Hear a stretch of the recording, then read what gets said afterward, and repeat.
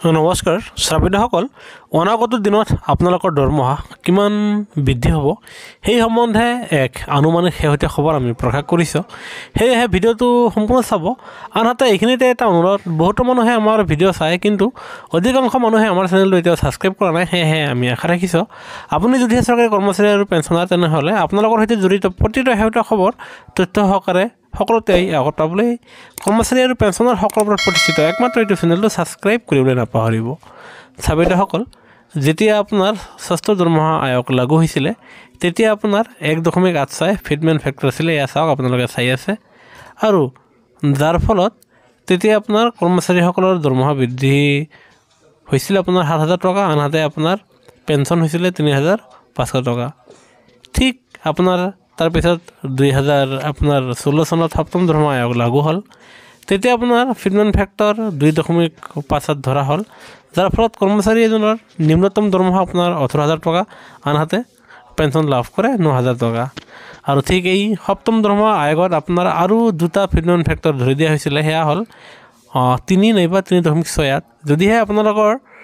ফিটমেন factor আপোনাৰ 3কে ধৰিলে হয় তেনেহ'লে আপোনাৰ নিম্নতম দৰমহা 21,000 টকা হ'লগৈ আনহাতে আপোনাৰ পেঞ্চন হ'লহেঁতেন 10,500 টকা আনহাতে যদিহে আপোনাৰ সপ্তম দৰমহা আয়োগৰ অধীনতে আপোনাৰ 3.68 ফিটমেন ফেক্টৰ ধৰিলে হয় তেনেহ'লে আপোনাৰ নিম্নতম দৰমহা হ'লগৈ 26,000 টকা হ'লহেঁতেন আনহাতে আপোনাৰ পেঞ্চন হ'লহেঁতেন 13,000 টকা কিন্তু এয়া কি কৰিছে 2.57 ফিটমেন ফেক্টৰ ধৰাত আপোনালোকৰ আপোনাৰ নিম্নতম দৰমহা হৈছেগৈ 18,000 টকা আনহাতে পেঞ্চন হৈছেগৈ 9,000 টকা আৰু ইয়াকে লৈ আপোনাৰ কৰ্মচাৰী পৰিষদে বাৰে বাৰে আপোনাৰ চৰকাৰলৈ আপোনাৰ জাননী প্ৰকাশ কৰি জনাইছে যে আপোনাৰ সপ্তম দৰমহা আয়োগৰ অধীনত চৰকাৰী কৰ্মচাৰীসকলৰ কাৰণে ফিটমেন ফেক্টৰ বঢ়াব লাগে আনহাতে আপোনাৰ যিহেতু প্ৰতি 10 বছৰ মূৰে আপোনাৰ দৰমহা আয়োগ গঠন হয় সেয়েহে পৰৱৰ্তী দৰমহা আয়োগ আপোনাৰ 2026 অষ্টম দৰমহা আয়োগ গঠন হ'ব লাগে আৰু ইয়াকে লৈ আপোনাৰ কৰ্মচাৰী পৰিষদৰ ফালৰ পৰা চৰকাৰক প্ৰশ্ন সোধা হৈছিল আৰু যাৰ ফলত চৰকাৰে এই সম্পৰ্কে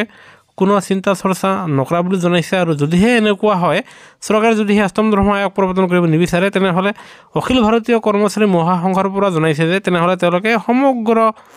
আপোনাৰ দেশজুৰি আপোনাৰ চৰকাৰৰ বিৰুদ্ধে আপোনাৰ তেওঁলোকে আন্দোলন গঢ়ি তুলিব কিয়নো কৰ্মচাৰীসকলৰ প্ৰাপ্য আপোনাৰ দৰমহা আয়োগ চৰকাৰে প্ৰৱৰ্তন কৰিব লাগিব আনহাতে সন্মুখত নিৰ্বাচনৰ আগে যদিহে আপোনাৰ অষ্টম দৰমহা আয়োগৰ সেই কমিটিখন গঠন নকৰে তেনেহ'লে আপোনালোকে মনত ৰাখিব যে অষ্টম দৰমহা আয়োগ গঠনৰ আগত যি কমিটি গঠন হ'ব সেই কমিটিৰ প্ৰতিবেদনৰ ভিত্তিত আপোনালোকৰ পৰৱৰ্তী দৰমহা গাঁথনি সলনি হৈ আপোনালোকৰ দৰমহা বৃদ্ধি হ'ব আনহাতে সেই কমিটিখন যদিহে গঠন নহয় তেনেহ'লে আপোনালোকে সময়মতে মানে 2026 চনত আপোনালোকে কেতিয়াও অষ্টম দৰমহাৰ আপোনাৰ সুবিধাখিনি পাব নোৱাৰিব সেয়েহে কৰ্মচাৰীসকলে উঠি পৰি লাগিছে যে অষ্টম দৰমহা আয়োগ অতি শীঘ্ৰেই আপোনাৰ লাগু কৰিব লাগিব আৰু তাৰ বাবে কমিটিখন অতি সোনকালে চৰকাৰে গঠন কৰি দিয়ে যেন চাবিসকলে চাওক অষ্টম দৰমহা আয়োগৰ আপোনাৰ যি আপোনাৰ কমিটি গঠন কৰিব সেই কমিটিত যদিহে ফিটমেন ফেক্টৰ আপোনাৰ 4.1 ধৰা হয় তেনেহ'লে আপোনাৰ নিম্নতম দৰমহা হ'বগৈ 75,240 টকা আনহাতে আপোনাৰ পেঞ্চন হ'বগৈ 30,620 আপোনাৰ নিম্নতম আৰু ঠিক তেনেদৰে যদিহে আপোনাৰ 4.68 ধৰে তেনেহ'লে আপোনাৰ নিম্নতম দৰমহা হ'বগৈ 98,280 টকা কিন্তু আমি আশা কৰিছোঁ আপোনাৰ চৰকাৰে ফিটমেন ফেক্টৰ 4.18 নাইবা 5 ইমান নবঢ়াব আশা কৰা গৈছে যে অষ্টম দৰমহা আয়োগৰ ফিটমেন ফেক্টৰ আপোনাৰ নতুনকৈ কিবা এটা বাঢ়িব যাৰ ফলত আপোনাৰ নতুন কৰ্মচাৰীসকলৰ 5,000 টকা বাঢ়িব আনহাতে যিসকল কৰ্মচাৰীৰ 10-15 বছৰ হৈছে তেওঁলোকৰ 10-12,000 টকা বাঢ়িব আনহাতে 20-25 বছৰ হোৱা কৰ্মচাৰীসকলৰ আপোনাৰ 14-15,000 কিবা এটা বঢ়াৰ সম্ভাৱনা আছে আৰু যিয়ে নহওক বহুতো বাতৰি কাকতে তেওঁলোকে কৈ আছে যে 44% দৰমহা বৃদ্ধি পাব সেয়া আপোনাৰ এই ফিটমেন ফেক্টৰৰ দ্বাৰা আপোনাৰ এয়া ভাবি চালে অনুমান কৰিব পাৰি যে কৰ্মচাৰীসকলৰ দৰমহা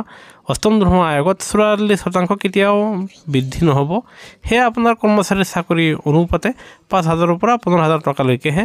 বৃদ্ধি হোৱা দেখা যায় আৰু এয়া আমি আপোনালোকক তথ্য সহকাৰে বিশ্লেষণ আগবঢ়াইছোঁ আৰু যদিহে আপোনালোকে বুজি পোৱাত সুবিধা হৈছে তেনেহ'লে ভিডিঅ'টো নিশ্চয় এটা লাইক দি আপোনালোকৰ আন বন্ধুবৰ্গলৈ শ্বেয়াৰ আৰু ছাবস্ক্ৰাইব কৰিবলৈ নাপাহৰিব ভিডিঅ'টো চাবৰ বাবে ধন্যবাদ